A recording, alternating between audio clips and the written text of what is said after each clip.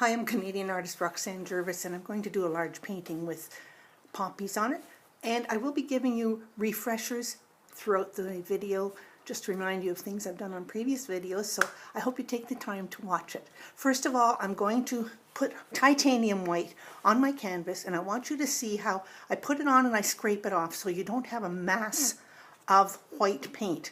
If you're using acrylic, you will have to do sections of it slower, because the way the background works with oil is that the white mixes with the color I'm adding. So when you do acrylic, you have to do a portion of a large canvas, add that extra tone of color, and then do another portion with the white and then the color on top. So I'll get started. Please take a look at how the palette knife works, and I will do a portion of it, then I will stop and then carry on when I'm done the whole area. So please watch. So I'm using my larger palette knife here as opposed to the smaller ones. So you basically lift the paint off the palette on the underside of the blade. You shouldn't have much on the top. And then you put the paint on like this, and then you scrape it off. So what I'm trying to do here is get paint into the canvas, and then when I paint later on, I don't have to worry about bits of canvas showing through that I really wanted paint on and then trying to match the paint. So I will now do the whole canvas with the white, and I'll come back in a wee bit. When you do the edges, you want to make sure you get the curve painted as well.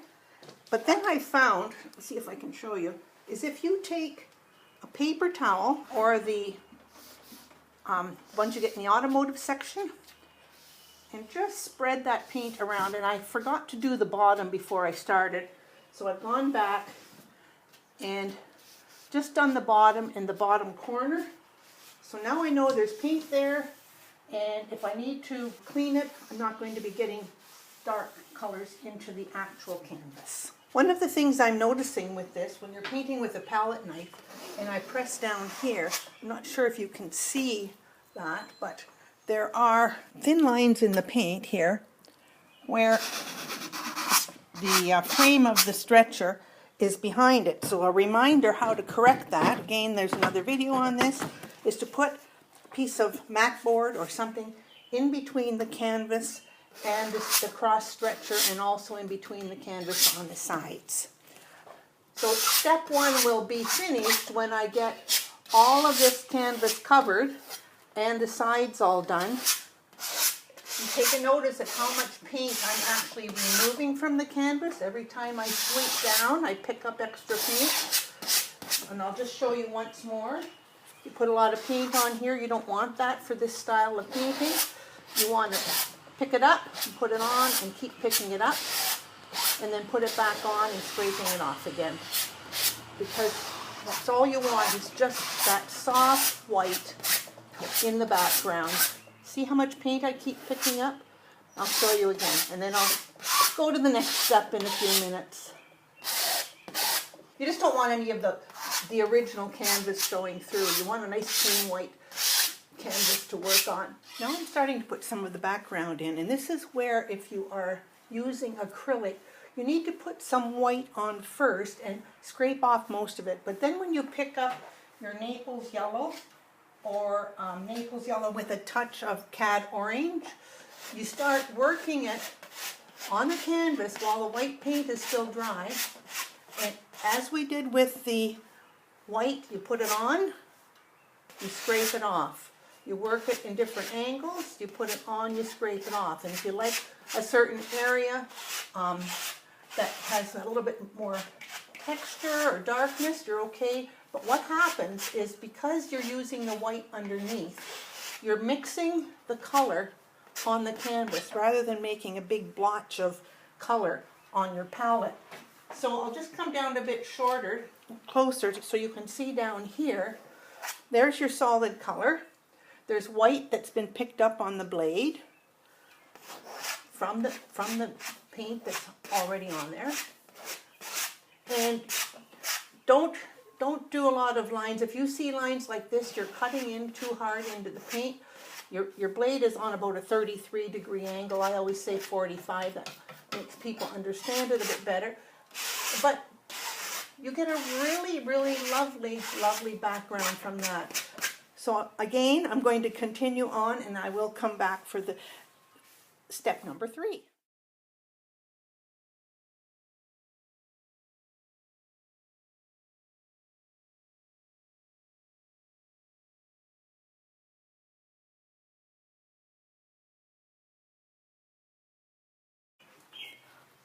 I now have the board covered, and you can see it's very pale, but it's important to just get some layers of color in different places on the canvas, because that gives your finished product a lot more depth. I will be putting a bit more slightly Payne's gray in a few places in here, and then I'll start to work at the bottom with olive green and burnt sienna. And you can see how little I have on my paint or my palette knife here. But just wanting to give a bit of this slightly blue tone, because Payne's gray has a blue hue to it, and just to put a few bits just in the background. And if you think it's too strong, like there, you just put bits of it in places, get the eye to move around the canvas. I'm going to stick a little bit here and a little bit, let me see, I want to make a triangle, a little bit in here. And then I go back with the paint that's already there and work it in.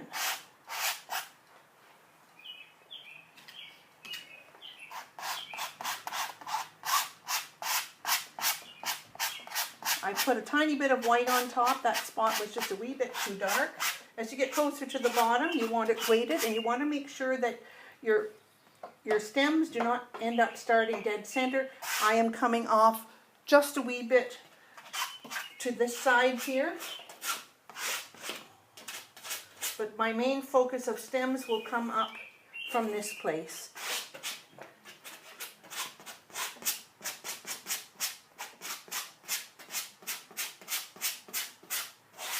And I'm putting paint on, taking it off. See how much paint I have on here?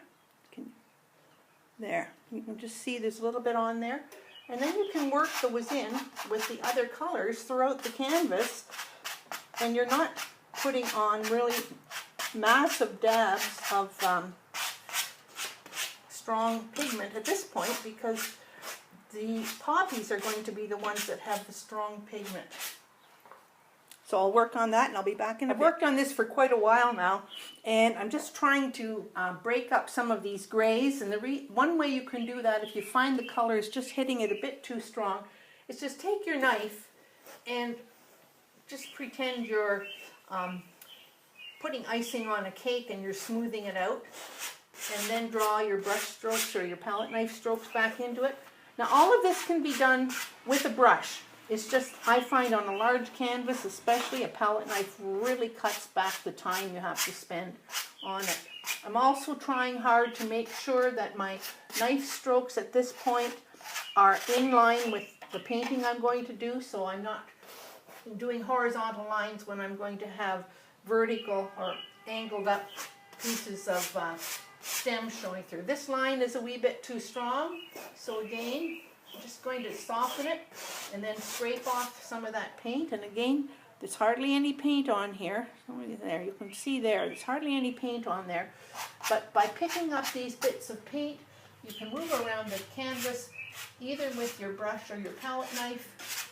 With the acrylic, you're going to have to be a bit more careful on a large canvas. Because I'm doing the green in behind the actual poppies, I'm going to start drawing the palette knife, instead of from the top down like I did on the rest of the painting. I'm going to start by bringing these lines up, and you can see the color changes when it hits the white.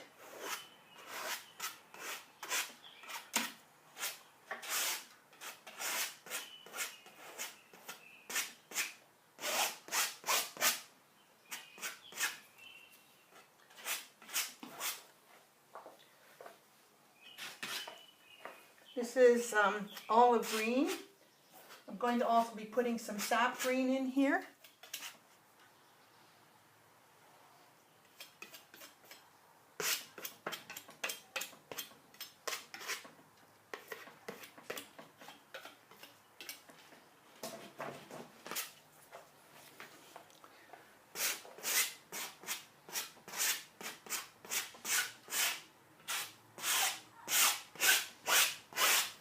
removing paint.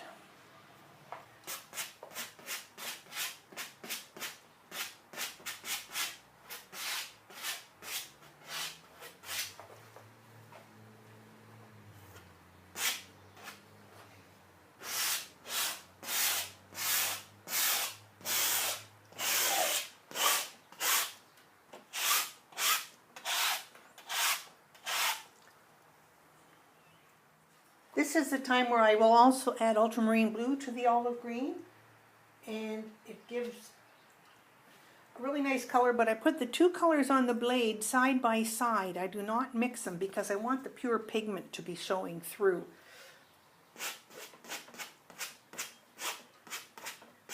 And this is transparent paint. Winsor Newton have wonderful transparent paints.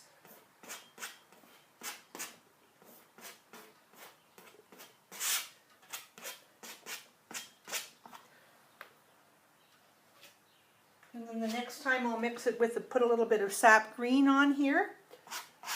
So you're getting a different combination of color.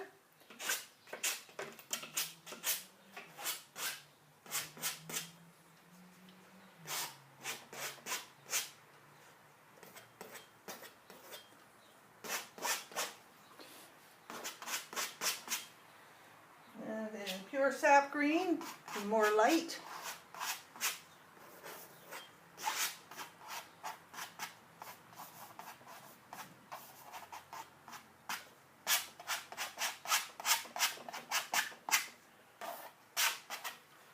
And I might put some phthalo in. I know it's dangerous, but I just might put a bit of phthalo in because it's such a large canvas. And I want to get a variety of colors in here rather than just one. So beware of the phthalo. It is so strong the pigment will stain your canvas.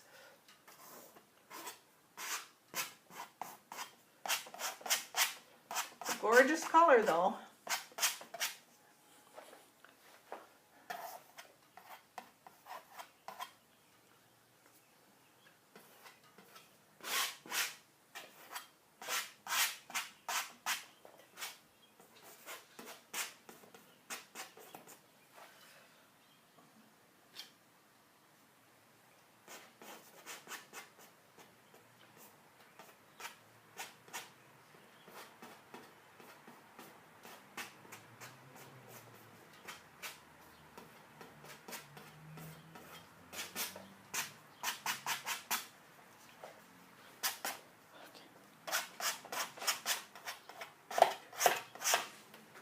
Bit of burnt sienna with the sap green.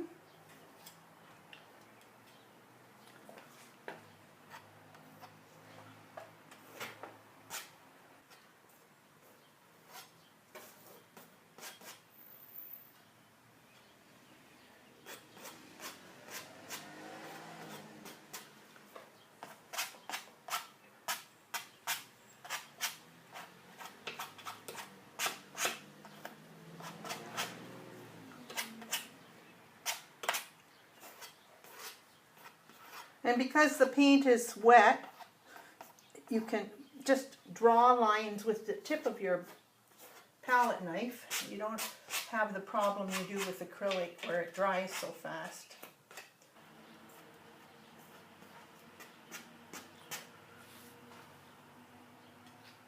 And I've got some cad yellow and sap green in here.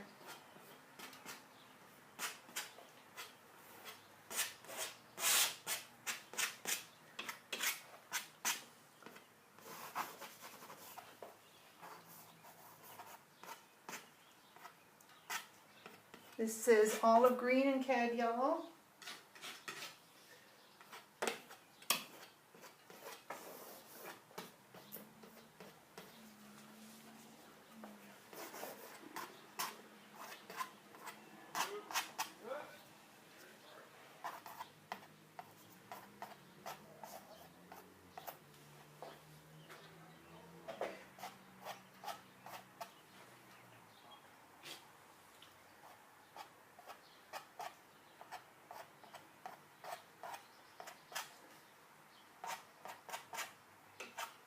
The more you work the paint, it will become more opaque, so I try very hard not to overwork the paint. Now with acrylic, you're laughing because it's already dry underneath. With oil, you do have to worry about overworking the paint.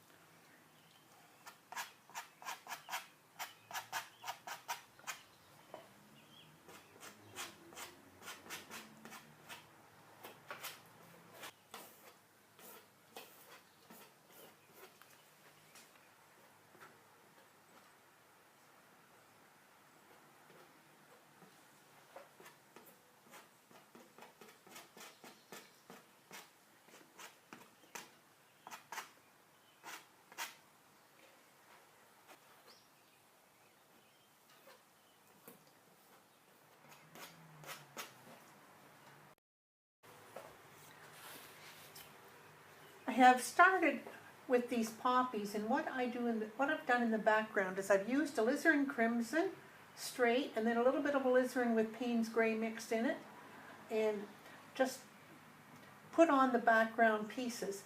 Then what I need to do now is I need to pick up a purple for the center. So the purple's going in here. I'm using a smaller palette knife, it gives me more control for a small area.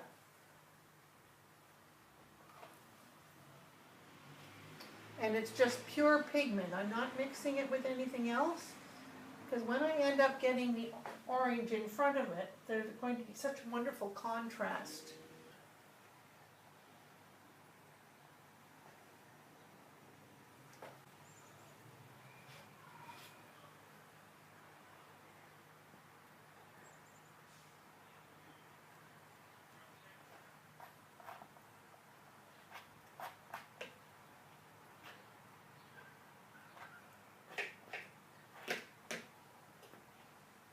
Put the orange. This is cadmium orange, pure pigment. So cadmium orange. Now we're going to bring the orange up the front, just to give this a real good punch.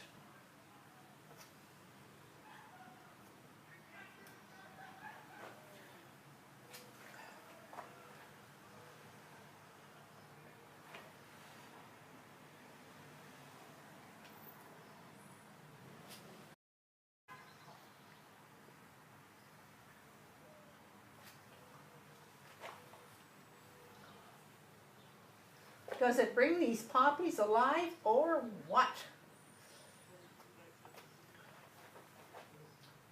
And I am putting thick paint on now.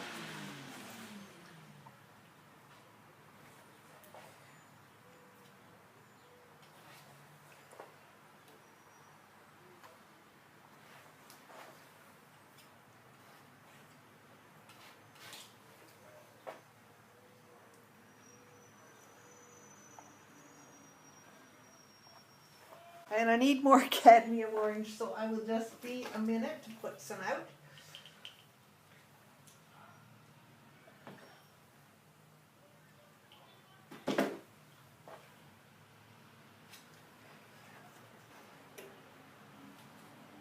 And this paint is really quite thick.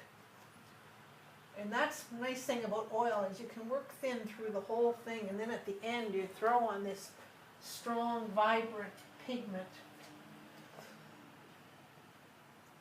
I'm actually pulling across the bottom here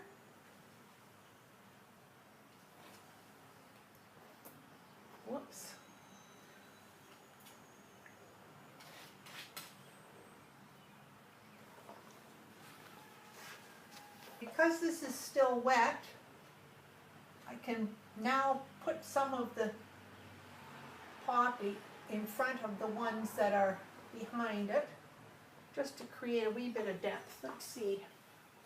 Needs stronger strokes here. It needs more orange.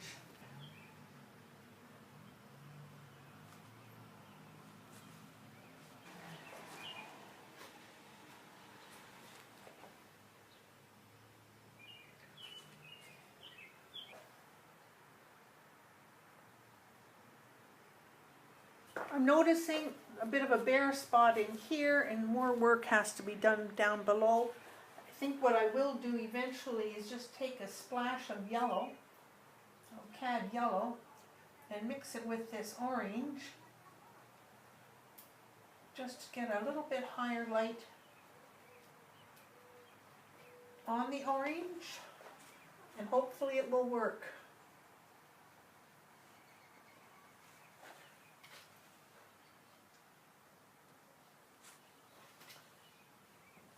Nothing wrong with creating a little extra color.